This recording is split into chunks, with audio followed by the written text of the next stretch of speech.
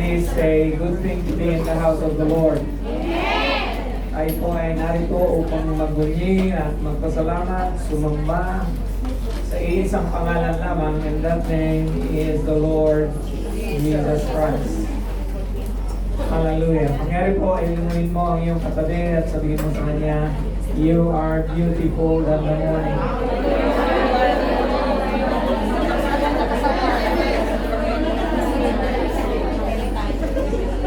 Isang mapagpalang araw sa lahat. Mukhang nagsisikip po tayo. Anyway, palagi niyo akong pinisigilan na mag-second service kaya. Anyway, today brings us to the sixth message in our theme, in our series this month. We started the other month. Today, the title of our message in the front says, "Journey of a Promise." And we are going to look at the first message of Paul in the book of Acts. Po ang kauna-unahang sermon ni Apostol Pablo sa aklat ng mga gawa. And I'd like us, that is a very long text to read. And so, just to kick off our message this morning, I'd like us to look into the very first promise that was made in the Word of God. Kauna-unahang pangako na sinabi ng Panginoon sa Biblia or sa aklat ng Diyos. And are you aware of the first promise? The first promise in the Bible is this one, Genesis 3:15. Now, sabi po dyan, and it is quite enigmatic, hindi po natin minsan maintindihan ang ibig sabihin nito, ngunit papaliwanag natin ng kaunti ngayong umaga. Sabi po dyan, I will put enmity or conflict between you and the woman. And when God was speaking, He was addressing the serpent, yung ahas na nagbigay ng mansanas daw kay Eve nung sila ay nagkasala. You remember? Yes. Okay. Hindi natin alam kung mansanas ngayon, pero yun na yung pinakamagandang gagamitin na illustration. And so, I will put enmity between you and the woman. Hindi kayo magkakasundo, sabi niya ng babae. And between your seed, sa iyong binhi at sa kanyang binhi. He shall bruise your head. Aapakan ka niya at magkakasugat ang iyong ulo. And you shall bruise his heel. Ngunit sasakmalin mo naman ang kanyang sako. Now, natupad ang lahat ng ito sa cross ng Kalbaryo. Okay? Napagtagumpayan ng Panginoon ang Diablo or si Satanas sapagkat inihain niya ang kanyang sarili, pinagkaloob niya ang kanyang sarili para sa iyong kasalanan at saka sa aking kasalanan. Yun po ang katunayan ng bruising your head. And then, nung sinakmal naman ng ahas yung kanyang sakong, ay yun pa rin, sa cross. Akala ng lahat ay namatay siya sa cross, ngunit sa ikatlong araw, siya ay nabuhay na maguli. Now, this is the very first promise. Ito po yung binigyang diin ni Apostol Pablo sa kanyang mensahe sa Pisidia. And yun po ang tatalakayan natin ngayong umagang ito. Tayo po ay manalangin muna. Panginoon, kami po ay nagpapasalamat sapagkat ikaw ang pinakadakilang pangako na natupad sa aming panahon. Lord, salamat po Panginoon, ang mga propeta, ang mga patriarka at lahat ng mga pinili mo, Panginoon, hindi nila naranasan, hindi nila nakita ang pangako na ipinagkaloob sa kanila. Ngunit Lord, kami ngayon ay nagbabalik tanaw sapagkat nangyari na ang dapat mangyari na tupad ang iyong pangako. Pagkaraan ng 4,000 taon simula noong Genesis 3:15. Hindi ka nagmaliw. Hindi ka nagdalawang salita. Lord, ikaw ang Diyos na nangako at ikaw ang Diyos na promise keeper. And so, Lord, we thank you for that promise. And we give you back all the praise, the honor, and the glory in Jesus' name. And everyone would say, Amen. Now, God always keeps His promises. Si Lord, pagka nangako siya, He will keep it. Kaya, maaari mong panghawakan ang lahat ng pangako ng Diyos sa kanyang salita. Okay? Kaya napakahalaga na every day we will relish or we will remember some of the promises of God, and especially those that speaks to our life. Panghahawakan namin yon at habang pinanghahawakan mo yon, natutupad at matutupad ang pangako ng Diyos. Hindi siya tao that He should lie. Okay? Okay, yung katabi mo, pwede pang magsinungaling ngayon sa'yo. Sabi na kanina, pahihiramin na niya, pero mamaya, hindi pala. Okay? He is not a man that he should lie. Hindi siya nagsisinungaling. Okay? Ang Diyos, pag nangako siya, tuto pa rin niya yun. Kahit na matagal ang panahon, tuto pa rin niya yun. Amen? And so, the Father is truly the only promise keeper. Ang Diyos Ama, siya daw ang tunay na promise keeper, who is in earnest a promise keeper. Promise maker pala, and then promise keeper. A promise from God is a promise kept. Kaya lang, bawat isa sa atin ay katulad ng isang illustration ko ngayon. In the late 19th century, may isang nerbyosong pasahero ng isang steamship.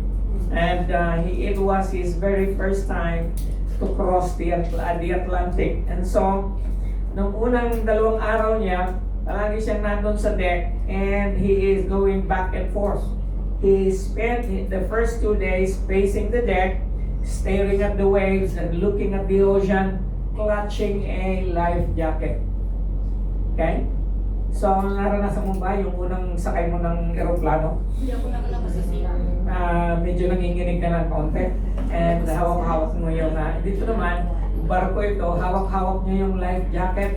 Napansin siya ng isang crew at tinanong siya why he was pacing nervously and wearing clutching a life jacket.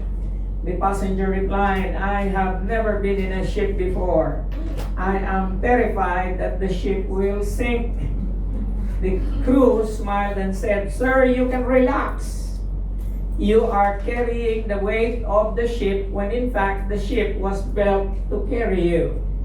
The captain knows the route. The engines are running perfectly and we will get you to your destination. Minsan tayo ay natatakot sa buhay. Minsan, lagi mong iniisip, hindi kaya ako ma-terminate pag uwi ko mamaya. Or andyan pa kaya ang trabaho ko in the next few months, or paano na lang si Lokong, di kaya niya ako iiwanan. Okay? But let me tell you, my friends, God made a promise. And if you will cling to that promise, He will fulfill it. And so today, we are going to talk about that promise I mentioned a while ago. The promise of a seed of a woman. Si Jesus ay pinangalanan siyang binhi ng isang babae. Yes. Kaya yun ay isa sa mga titles niya. He is the seed of that woman that was promised in Genesis 3:15. In fact, Genesis 3:15, ayon sa mga theologians, ang Genesis 3:15 ay tinawag na proto-evangelion, which means the very first gospel. Ang pinakaunang magandang balita. Okay? So, sa mga nakakaintindi, lalo na kung ikaw ay nag-aaral ng theology, Genesis 3:15 is a promise. And I tell you, this promise didn't go easy. It took a long while to be fulfilled. And marami sa inyo nakarinig na ito sa akin in the past. But today, we are really going to go through how this promise was fulfilled. And so there are 4 things I want to share with you this morning. May 4 na bagay na nais kong ibahagi sa inyo ngayong umagang ito. First, this promise was fulfilled by a chosen family. May pinili ang Diyos na pamilya. Hallelujah. Sabi niya dito, ni Apostol Pablo, sa kanyang sermon, sabi niya, fellow Israelites and you Gentiles who worship God. So hindi lang mga Israelita, pati mga Gentiles na sumasamba sa Diyos. Makinig kayo sa akin. And so wala namang Hudyo dito, so kayong lahat na mga Gentiles, makinig sa akin. Okay? The God of the people of Israel chose who? Our ancestors. Kaya sasabihin mo sa akin, Pastor, paano ko naging ancestor si Abraham? Paano ko naging ancestor si Jacob at lahat ng mga patriarka nung nakaraang na nasusulat sa Biblia? He made the people prosper during their stay in Egypt. Now, minsan nalilito ka, bakit ang sinabi dito, nag-prosper sila sa Egypt? Hindi po ito nag-prosper na nagpakayaman kasi alam natin na sila ay naging alipin ng Ehipto for 400 years. Remember that? Yes. Okay. Ngunit ang ginamit ng word dito ay prosper, lumago sila. Meaning sila, ibig sabihin, dumami sila. Kasi si Jacob, yung nagkita sila ni Joseph doon sa Egypt, ilang tao lang sila? 70 or 73 persons. Hanggang sa lumago sila, naging 1,000,000 sila bago sila nakalabas ng Ehipto. Okay? So the people prospered during their stay in Egypt with mighty power. He led them out of that country. Hindi ko na ikukwento sa inyo kung paano sila nakalaya doon, pero nakalaya sila ng dahil sa mga plague, mga salot na ipinadala ng Panginoon. There are 10 plagues that was sent over there. And so, every now and then you will find in the Word of God this statement, by His strong and mighty arm, He led them out of that country for about 40 years. And then ang sumusunod na 40 taon, I don't like this term, He endured their conduct. Nagtiyagaan niya ang kanilang ugali. Alin ang nagtsatsaga sa inyo? Ikaw o yung amo mo? Hallelujah. Minsan sa mga narinig ko lang lagi, pinagtsatsagaan ko yung amo ko eh. Hindi kaya siya rin nagtsatsaga sa iyo. Okay? And so sabi dito, He led them out of that country for about 40 years. Ang Panginoon, pinagtyagaan niya sila sa kanilang mga ugali sa wilderness. In fact, lahat sa kanila ay namatay sa wilderness. Sino nga ang nakarating sa Canaan? Si Caleb lang at saka si Joshua. And all of them died in the wilderness. Eh sino yung pumasok doon sa Canaan? Ay di yung mga wilderness babies na tinatawag. Sila yung second generation. Alam ng mga And He overthrew how many nations in Canaan? 7 nations. Pinalayas niya ang lahat ng mga hari doon sa mga bansa doon sa Canaan, giving their land to His people as their inheritance. All this took about 450 years.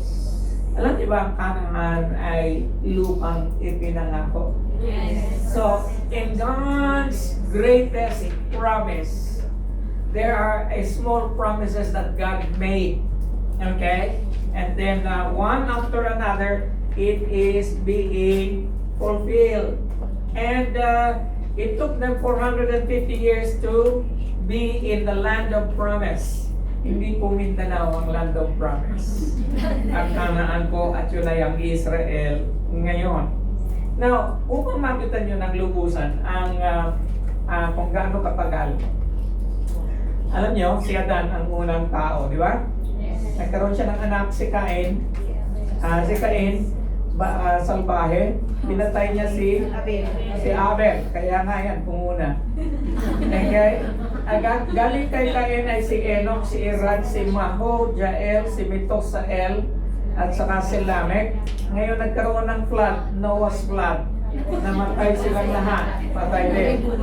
Kaya natin, ang masamang damo, hindi matagal mamatay. Ang masamang damo, pinapatay. Amen? Hindi po totoo yung kasabihan natin na ang masamang damo, hindi na mamatay, matagal mamatay. Now, nagkaanak ulit si Adan at ang kanyang pangalan ay si Seth.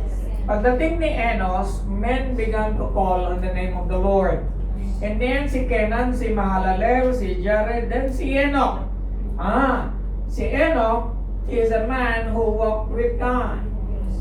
Nang dahil sa lumakad siya ayon sa kaluwalhatian ng Panginoon, he is the very first guy who was translated into heaven. Hindi resurrected, translated. Bigla siyang nawala, dinala siya ng Panginoon sa langit. Kaya kung kasing bait ka ni Enoch, pwede kang mawala ngayon. Amen? Hallelujah. Ayaw mo? That is a shortcut trip to heaven. And so, Enoch walked with God. And then, ang anak ni Enoch, si Methuselah. Sino nga uli si Methuselah? Si Methuselah, ang pinakamatandang tao na nabuhay sa balat ng lupa, 998 years. Sana all. Amen? Ganun siya katanda. 998 years old. The oldest man who ever lived. And then, ang anak ni Methuselah ay si Lamech ulit. Hindi siya katulad ni Lamech dito. It is a different Lamech. And then si Noah. Kilala natin si Noah. Okay, siya yung tao na may malaking barko. Okay? Noah's Ark. And he also walked with God. Now, pagdating kay Noah, tatlo ang naging anak niya. Si Ham, si Japheth, at saka si Shem. Si Ham, sabi sa Genesis 10, he is an unrighteous line. Si Japheth, wala namang sinabi. Pero si Shem ang tinawag na righteous line. Sapagkat sa kanya nanggaling si Arphaxad, Shelah, Eber, Peleg, Reu, Serug, Nahor. Huwag niyong papangalanan ng inyong mga anak ng ganito. Okay. Si Nahor, si Terah ay ang ama ni Abraham at si Abraham with God. Now you see the promise of God, the carriers of the promises of God, ang nagdadala ng pangako ng Diyos, at ang pangako ng Diyos ay pinagkakatiwala niya sa lahat ng righteous life. Amen. Amen. And sa ating panahon din ngayon, kahit anong pangako ng Diyos, hindi uubra sa iyo kung hindi ka matuwid. Amen? And so hindi ko naman sinasabi na walang kasalanan itong si Abraham and all these people. No? Katulad mo lang sila at sila natin. Na tayo hindi talaga perfect. Okay? We are being made perfect by our faith in Christ. Tayo ay inuhubog ng Panginoon na maging banal hanggang sa kanyang pagbabalik, o kung hindi man abutin, hanggang sa ating kamatayan. Okay? And so, the scripture foresaw. Now here is something that is very relevant to us right now. Sasabihin mo sa akin, Pastor, yung genealogy na binanggit mo sa amin, anong pakialam ko riyan? Napakalaki ng pakialam mo, kapatid. Bakit? Sabi sa Galatians 3:8, the scripture foresaw that God will justify the Gentiles. Sino nga uli ang Gentile? Now, anong sinabi patungkol sa mga Gentiles? I-justify the Lord. Anong ibig sabihin ng justification? Ikaw ay pinawalang sala. Hello? Amen. Kahit na anong dami ng kasalanan mo, pag nagkaroon ka ng pananampalataya kay Jesus, you are being justified by faith. Amen. Woo! Okay, and announce the gospel in advance to Abraham. Now, I want you to notice that word. In-announce ni Lord ang gospel. Ano nga uli ang gospel? Yung proto-evangelium, gospel yun. Right? Nung nangako si Lord kay Abraham, anong sinabi niya? All the nations will be blessed through you. Hallelujah. Na paano natin mapapatunayan ang lahat ng mga bansa ay pagpapalain sa pamamagitan mo? Bakit? Kasi nga, another scripture ulit. If you belong to who? Christ. Then what? You are? Ikaw ay binhi ni Abraham. And tagapagmana according to his Promise. Now you understand. Amen? Ang pangako ay isinalin kay Abraham. Sabi ni Lord kay Abraham, Abraham, nakikita mo bang bituin sa langit? Kasing dami niya ng magiging anak mo. And then nung sa sunod ulit na magkita sila, nakikita mo ba ang buhangin sa dalampasigan? Hindi mo siya mabibilang, ganyang kadami ang magiging descendants mo. Now, sino yun? Ikaw at ako. Go ahead, kita mo naman ito. Tayo ang fulfillment ng promise na yun. Sa panahon ni Abraham, dalawa lang ang anak na nakita niya. Okay? Pero ngayon, kung sana ay buhay siya ngayon or di kaya ay nakatungo siya sa langit at nakikita niya tayo, siguro pumapalakpak siya at sinasabi niya ito na katubaran ng pangako ng Diyos sa atin. Lahat ng nananampalataya kay Jesus ay anak ni Abraham. Kaya kapatid, matuwa nga, mas Hudyo ka pa kaysa sa mga Hudyo ngayon. Bakit? Marami sa Hudyo ngayon hindi na naniniwala kay Jesus. Anak ba sila ni Abraham? No. Okay? You and I are the children of Abraham by faith in the Lord Jesus Christ. You are Abraham's seed. You remember the first verse I mentioned to you, Genesis 3:15. Ikaw ay binhi, ang binhi ng babae. And then, pagdating ni Abraham, sinabi niya, ang iyong binhi. Okay? Hindi naman sinabi niya seeds. Isa lang. Okay? Hallelujah. Binhi. Now, from the prophecy, even in Genesis 3:15 to the birth of Christ, biblical scholars and chronologists estimate the time span of approximately 4,000 years. Sa lahat ng pangako, itong napakatagal bago nangyari. Mas mahalaga, mas matagal. Kaya nga minsan humihiling tayo ng bagay sa Panginoon, may mga bagay na pinagkakalog kagad ng Panginoon. Kinabukasan, mamaya, nandiyan na kagad. Pero may mga pangako ang Diyos, matagal. Amen? Mas mahalaga, mas matagal. Amen? Kaya huwag kang maglala. May panahon ka pa. Praise the Lord. Hallelujah. This brings us to the second thing. So, the first, ang unang ginawa ng Panginoon para matupad ang kanyang pangako, He chose a family. Secondly, He chose a king. Pumili siya ng isang hari. Now, tingnan nyo ito. After this, God gave them judges. You remember the book of Judges? It is the dark period in Israel history. Dahil paulit-ulit sinasabi sa book of Judges, during those time, Israel has no king. And everyone does whatever is right in his own eyes. Hallelujah! And so, ang mga tao daw, and then the people asked for a king, kay Samuel. And he gave them Saul, son of Kish, of the tribe of Benjamin. But Saul did not walk right with God. Now, nakita ninyo yung unang mga natin, pagka hindi ka talaga lumalakad ayon sa kalooban ng Diyos, hindi ka magiging recipient ng promise eh. Amen. You understand what I'm saying? Yes. And so, Saul did not walk right with God. He ruled for 40 years, and after removing Saul, who removed Saul? It was not Samuel. It was God Himself who rejected him. And after him, He made David their king.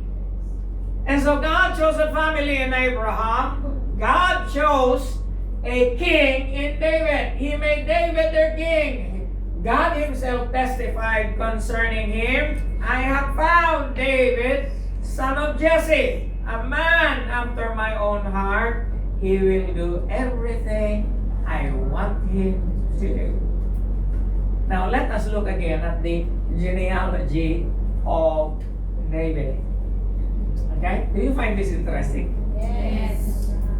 Hope so. Pagdating kay Abraham, si Abraham nagkaroon ng dalawang asawa, si Hagar at saka si Sarah. Ang naging anak niya kay Hagar ay si Ismael. Ito ngayon yung mga Arabs at saka mga Muslim. Hello?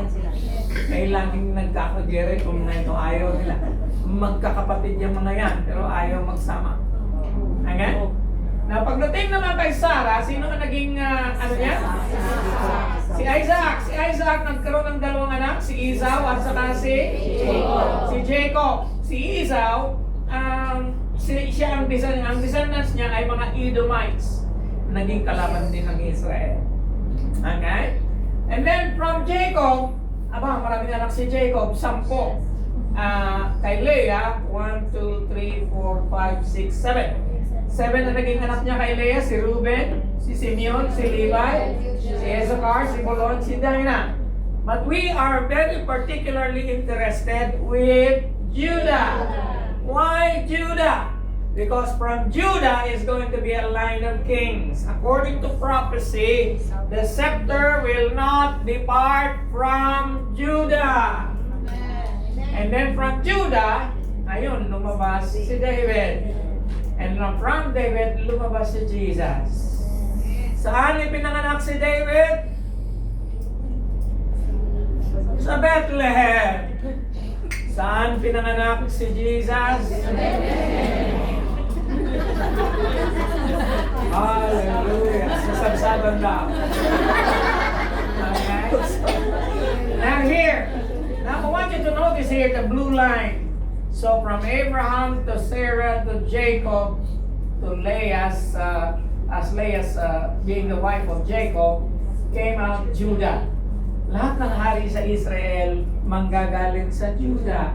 Kaya nga ang Southern Kingdom ay tinawag na Judah at ang Northern Kingdom ay tinawag na Israel.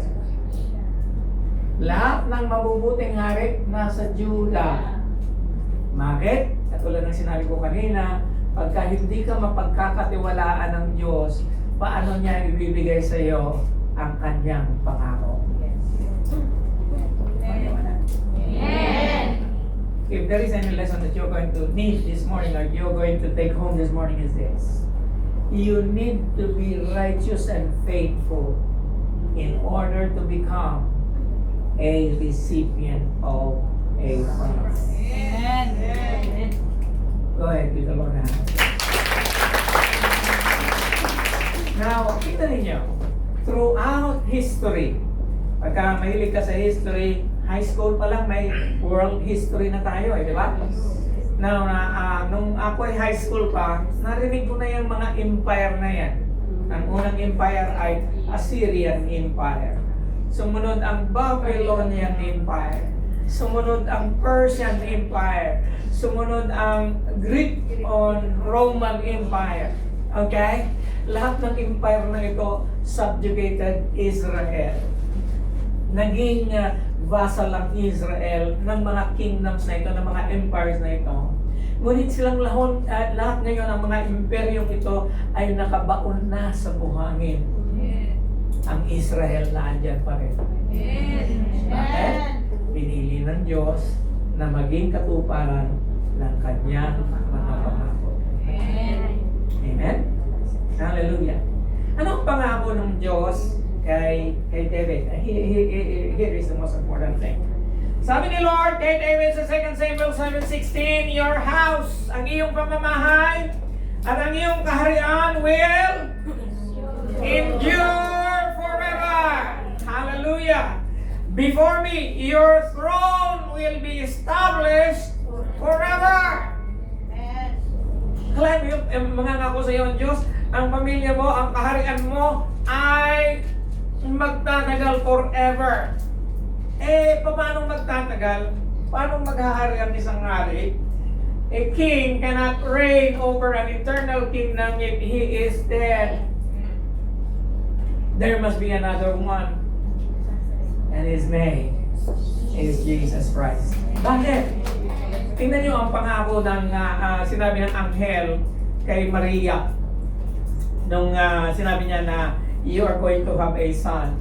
Ganito ang sinabi niya, he will be great and he will be called the Son of the Most High. And the Lord God will give him the throne of who? His father David. Sabi niya kay Maria, magiging anak mo na si Jesus, ipagkakaloob sa kanya ang luklukan ng kanyang amang si David, and he will reign over Jacob's descendants forever. His kingdom will never end. Amen. Hallelujah. Di ba na ikaw ay nasa kaharian ngayon? Ang kaharian ng Diyos, hindi palasyo eh. Ang kaharian ng Diyos, hindi Mercedes. Okay? Ang kaharian ng Diyos, hindi nasusukat sa yaman.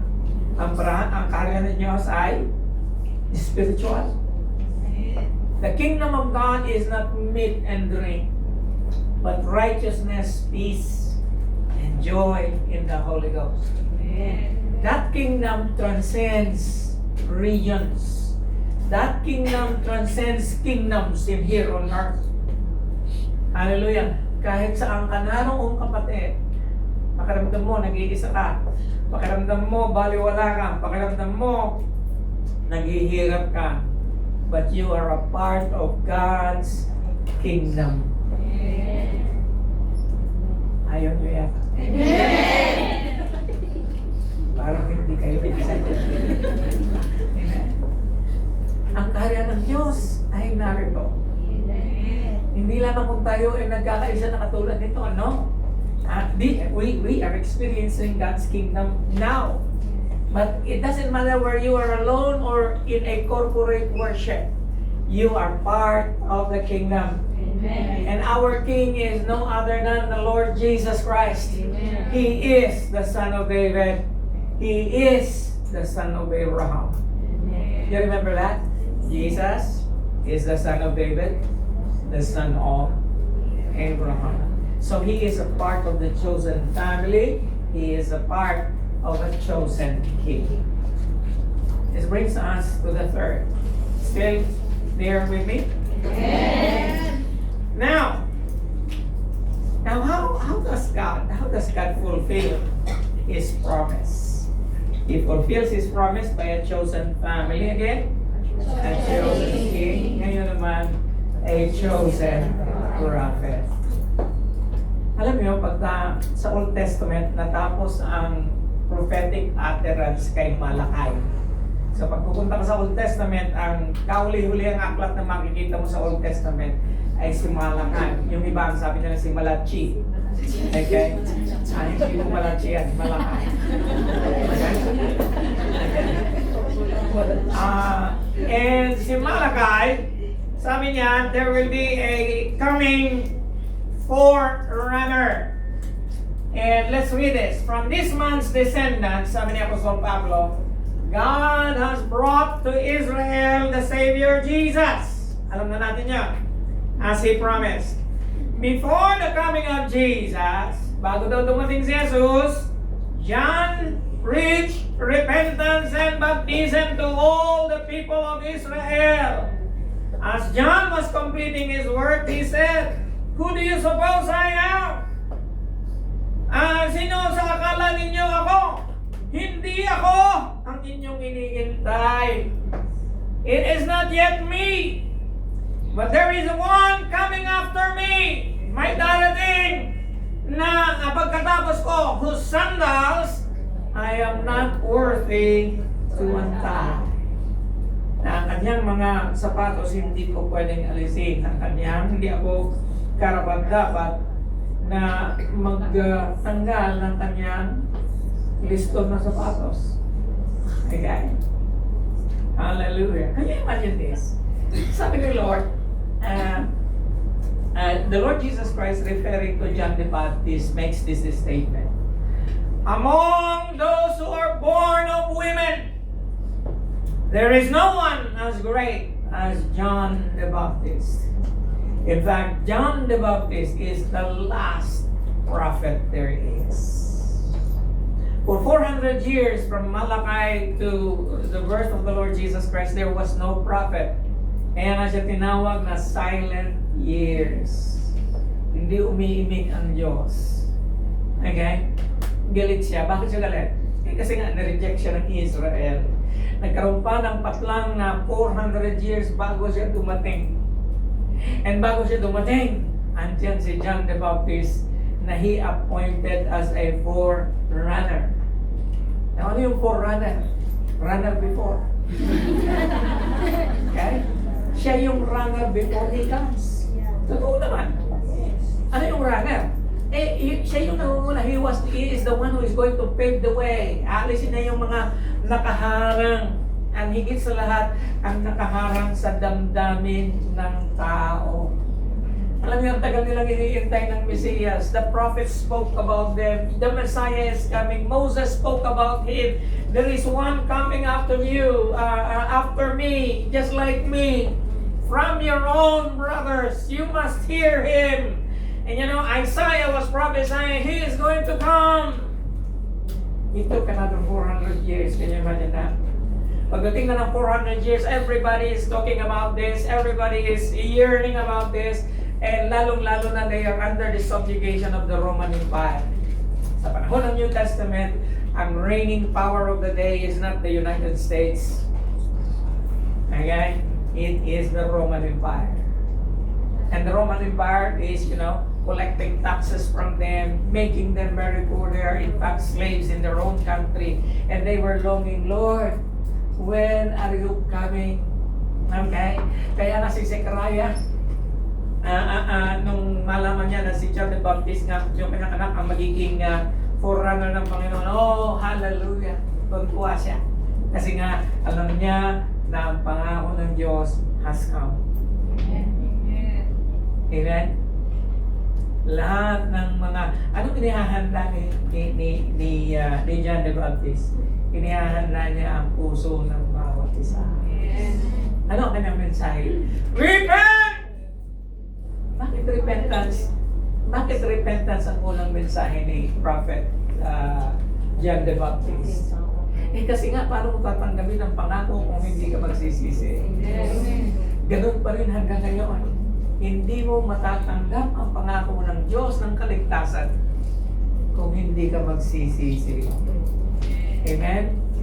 And marami na tayo pinag-usapan tungkol sa pagsisisi. That's another sermon in another time. And yet, alam natin na kung hindi tayo magbabago, hindi natin matatanggap ang pinakamahalagang pangako ng Diyos sa buhay ng bawat isa sa atin, at yun ay kaligtasan na walang hanggan. Amen. And so here comes John the Baptist. Repent, for the kingdom of God is already here. Repent! Magbago ka na! Repent! Hallelujah! Kumalas ka na. Anong kakalasan mo? Bahala ka na. Amen?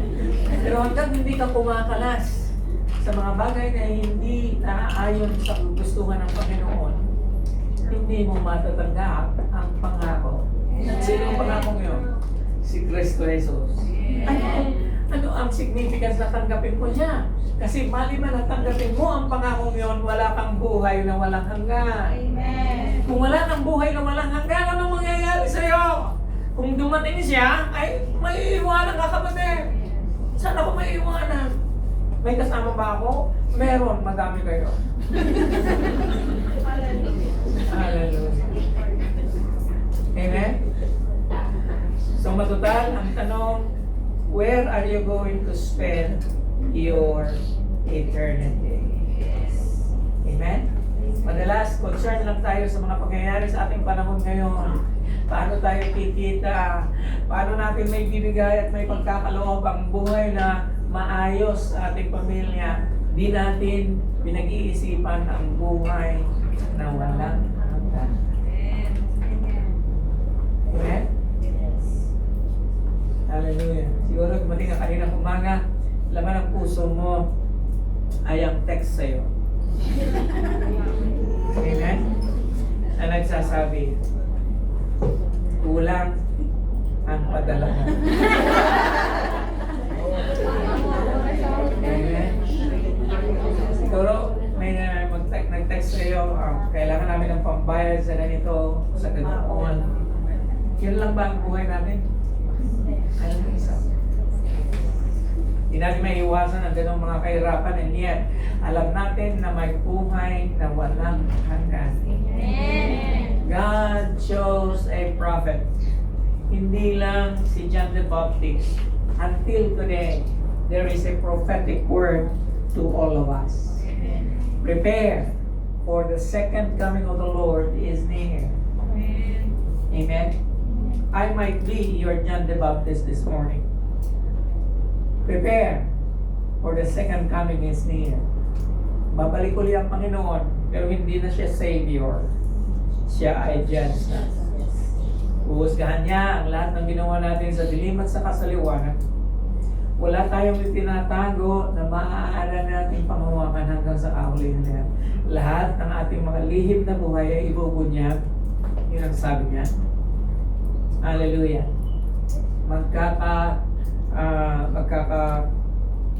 Alam-alam tayo sino talaga mga magnanakaw sa ating gobyerno. Okay? Hindi na nila pwedeng ikaila. Amen? Malalaman ang lahat eh. And so, sabi dito,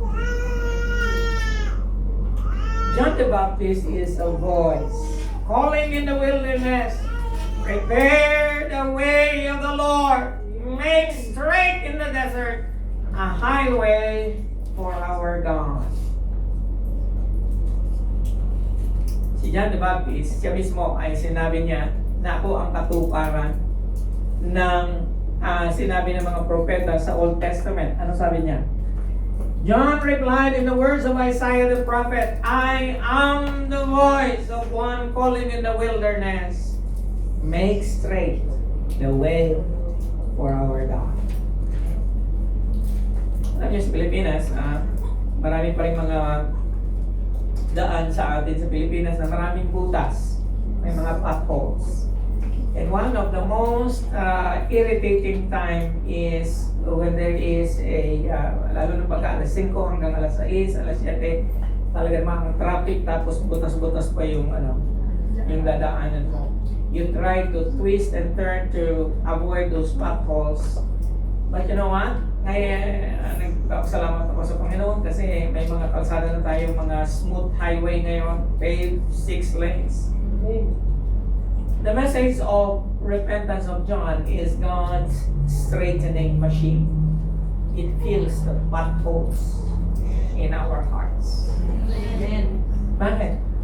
Pagka kasi yung message of repentance ay talagang siseryosohin natin, and tayo nga ay mga sisisi, napakadali lang Panginoon ang umilos sa buhay ng bawat isa.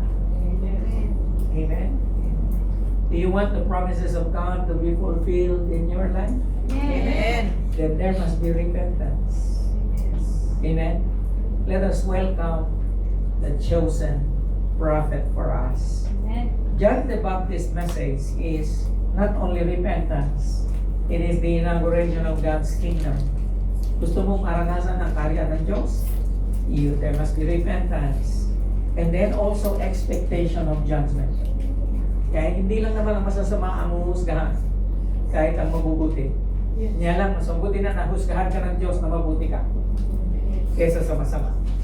Right? There will be the judgment seat of Christ and the anticipation of the Messiah. Sa ating panahon ngayon, it is no longer the anticipation of the Messiah, it is the anticipation of the second coming of that Messiah. Amen? Praise the Lord.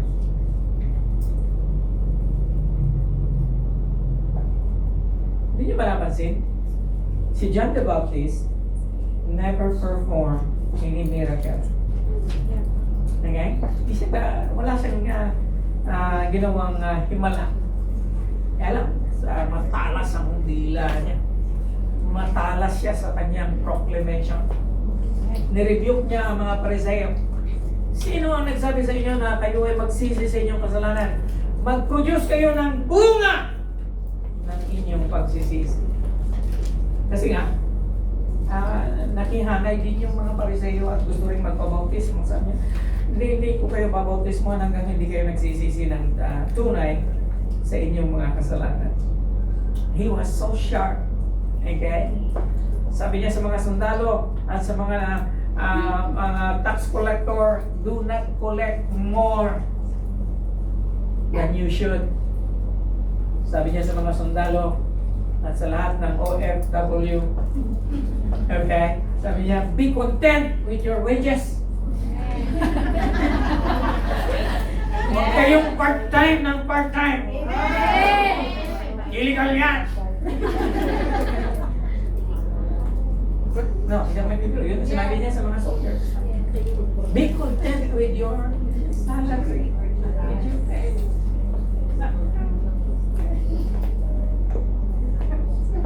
Now that brings us to number 4.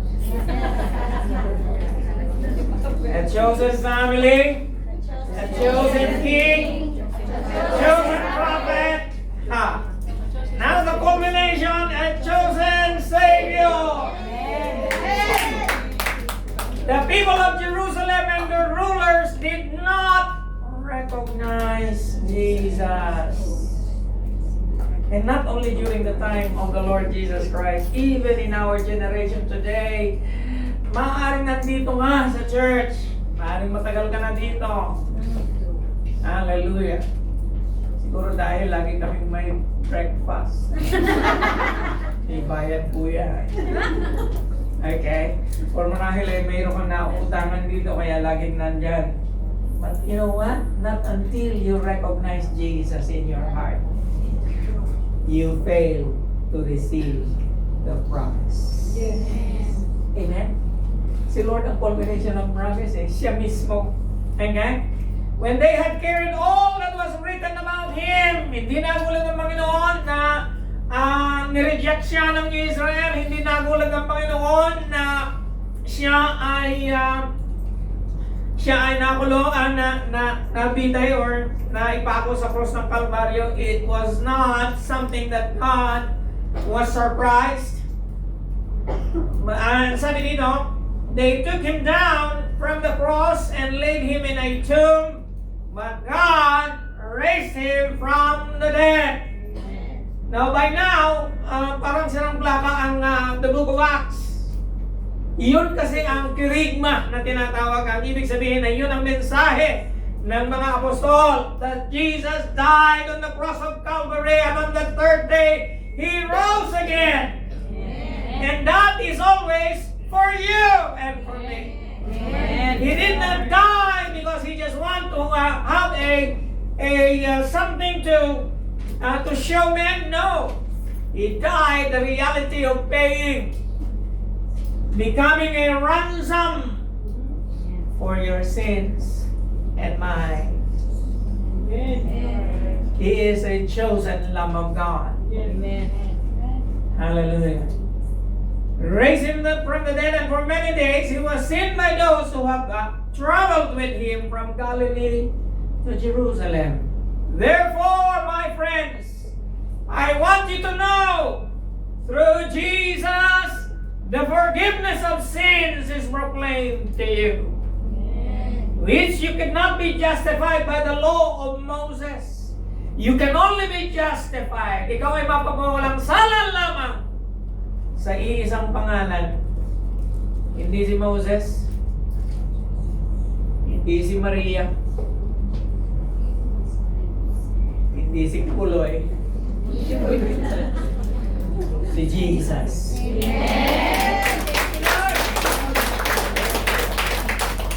And so, my friends, here the promise makes it a complete circle. It started with a family, with Abraham. And then until the time comes that God has chosen a king and at His table. He made promises to David. He made promises to Abraham. Your descendants will be as numerous as the sky. Hallelujah. Kay Haring David sabi niya, your kingdom will last forever. Pagdating ni John the Baptist, iba ang role niya. He is going to be the forerunner. He is going to pave in the hearts of men to repent because the kingdom of God is at hand. And here comes the real deal. His name is Jesus. Amen. Amen. Hallelujah. Hallelujah. I like this verse in Colossians chapter 4, verse 4. When the time had fully come, hinog na. Hallelujah. Andito na. The time is here. God sent His Son, born of a woman, born under the law, to redeem those who are under the law, that we might receive the full rights as a son. Dahil sa Kanya tayo naging anak ni Abraham. Yes. Dahil sa Kanya tayo ay kasama sa kaharian ni David. Yes. Dahil sa Kanya tayo ay nagsisi. Yes. Kaya inihanda ni Prophet John the Baptist ng kanyang panggaling. He is born under the law sa batas ni Moses para i-redeem, bawiin ang lahat na nasa sa ilalim ng batas upang nang sa gayon ay matanggap natin ang lahat ng right ng isang anak. Hallelujah. Meron isang preacher, pangalan niya ay si Dr. Stearns. He was preaching in Philadelphia. He was invited to a big church. At the close of a service, pagkatapos ng service, may lumapit sa kanya isang tao. Sabi niya, ang taong iyon, napaka-pangahas ng taong iyon at sinabi sa kanya, I don't like the way you spoke about the cross. Hindi ko gusto yung pahayag ng iyong salita patungkol sa cross. Instead of emphasizing the death of the Lord Jesus Christ, it would be better to preach Jesus as a good teacher and a very fine example. Now, Stearns replied, fine, but if I do that, are you willing to follow Him? Sabi niya, okay, I will preach that Jesus is a teacher and a good example. Pero pag gagawin ko yan, willing ka ba na susunod sa Kanya? I certainly would, sabi ng taong yun. All right, said Dr. Stearns. Jesus did no sin. Si Jesus, hindi siya nagkasala. Can you claim that for yourself? The man looking surprised said, why? Of course not. I am a sinner, you know. Then your greatest need is a Savior, not an example. Hallelujah. Why did God send His Son? Because we do not need riches. We do not need blessings na ini-emphasize ng marami ngayon. We do not need a fine house or a luxurious car. We do not need a very nice employer, in fact. What do you need? You need a Savior. Amen. You know, the problem for all of us is gusto nating marinig yung mga mensahe na patungkol paano ko yayaman. Amen. Paano ko magkakaroon ng maayos na asawa? Paano ko magkakaroon ng ganito? Paano ako magtatagumpay sa buhay? Paano ako magkakaganito? Alam mo kapatid, hindi yan ang greatest need natin. Yes. Ang greatest need natin ay makalaya tayo sa dagat-dagatang apoy. Amen. Ang greatest need natin ay magkaroon tayo ng eternal security. Amen. Ang greatest need natin ay tayo ay mapatawad. Ang greatest need natin ay magkaroon tayo ng relasyon sa anak ng Diyos. Bakit? Kung lulubin ng Panginoon lahat ng inaasam mo sa buhay, ay darating. Yes, man. Ngunit hindi nga yun ang number one na pangangailangan ng tao. Yes. Ang pangangailangan mo ay magkaroon ka ng kaligtasan. Amen. And that is the reason why God the Father Himself sent His only begotten Son, that whosoever will believe in Him will have eternal life. Buhay na walang hanggan. Gaano katagal ang buhay na walang hanggan? Matagal. Hallelujah. In Isaiah again, the prophet Isaiah said, therefore the Lord Himself will give you a sign. A virgin will conceive and give birth to a son, and you will call his name Emmanuel. Now, bakit Emmanuel ang sinabi? Jesus Christ naman ang pangalan. Kasi nga, ang Emmanuel, ang ibig sabihin ay God with us. Sa Latin po ay sa Hebrew po ay Emmanuel, with us is God. Sabi ng awitin, kasama natin ang Diyos. And that's the reason why when you have the Lord Jesus Christ in your life, you have everything. Amen. More than what you are wishing for, more than your heart is crying for. If you have Jesus, you have everything. Amen.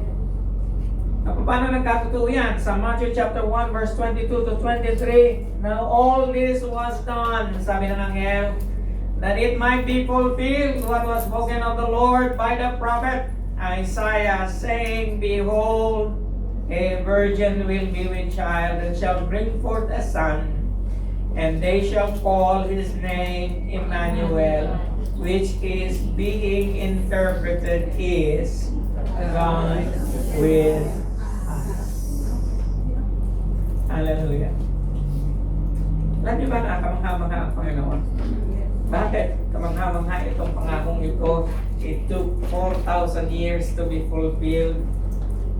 Alam niyo ba na pagkatataya ka sa lottery, pumunta ka dyan sa harap natin, meron yatang Mark 6 na ano dyan.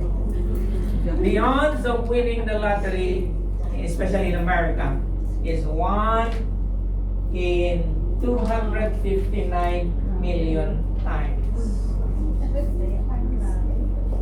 Okay?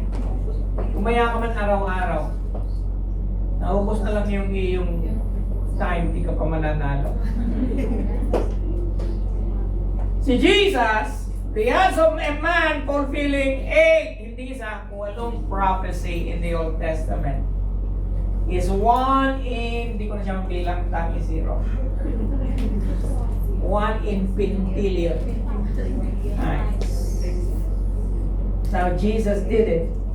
He actually fulfilled over 200, 300. Okay? Yeah. Mas mainam na kaibiganin mo ang anak ng Diyos. You have better odds. Amen? Lagi kang panalo eh. Bakit? Kasi lagi siyang nananalo. In fact, hindi pa siya natalo. He is always a winner. In life or in death. We need this promise. And His name is Jesus Christ. Shall we all rise? Can we sing the song, the second song we sung in our worship? Pangalawang awitin na ginawin. Let us to meditate for a moment. Imagine 4,000 years ago. Sa ating panahon ngayon, 6,000 years ago na. God made a promise.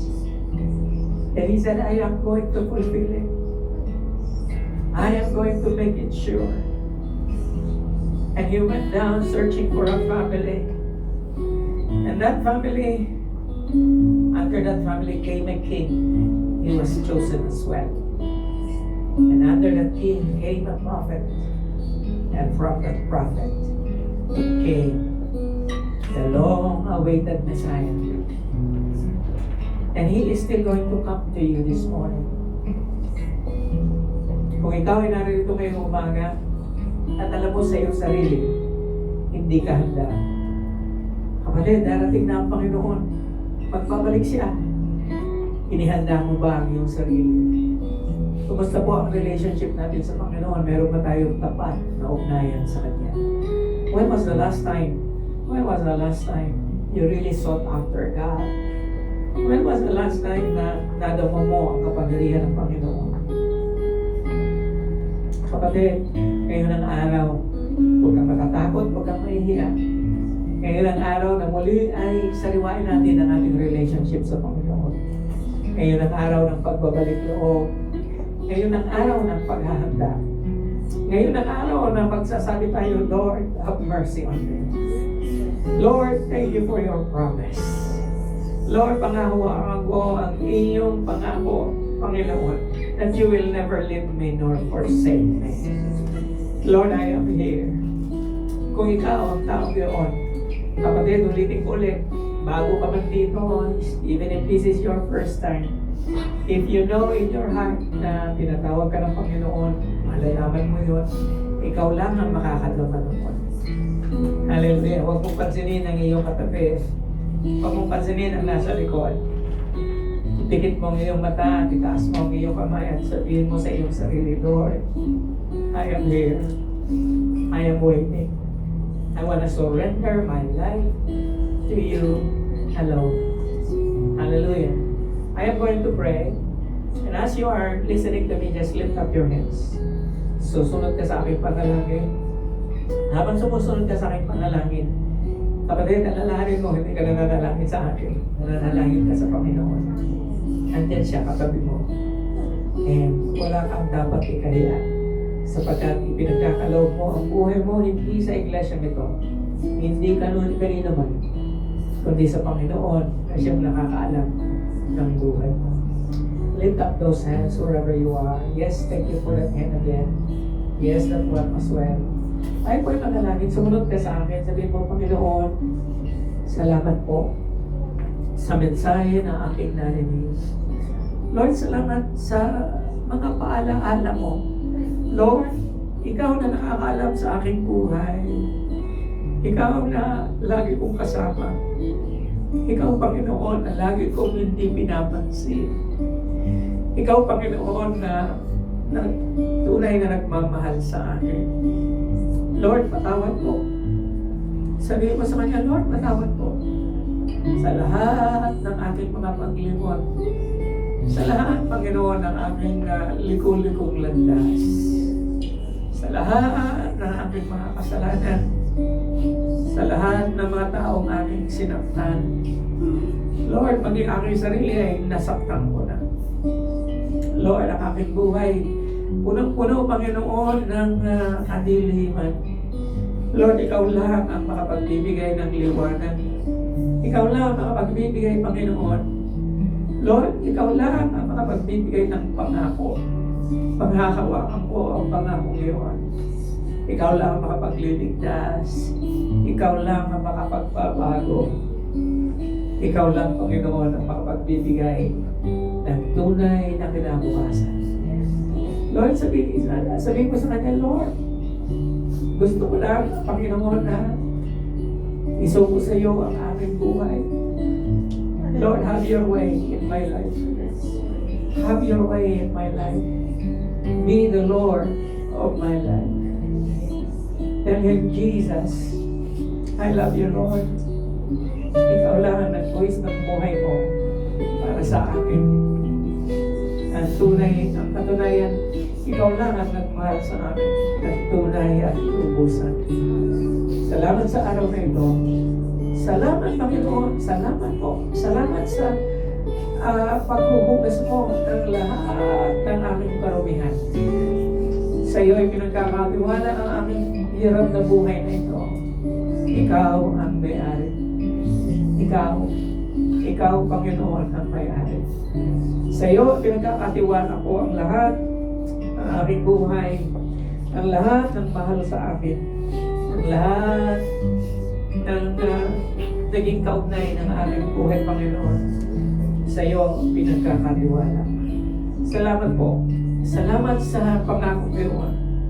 Salamat sa pangakong iyon na akin ang natanggap. Oh God, Lord, it was a long way and a long time. Oh, 4,000 years, 4,000 years.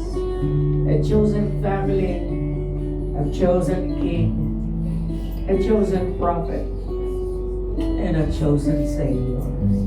Salamat, salamat. Tinatanggap ko ang lahat ng ito. Sa ngalan ng Ama, ng Anak, at ng Banal na Espiritu Santo. Awitin natin muli. Jesus, salamat. O Diyos, salamat.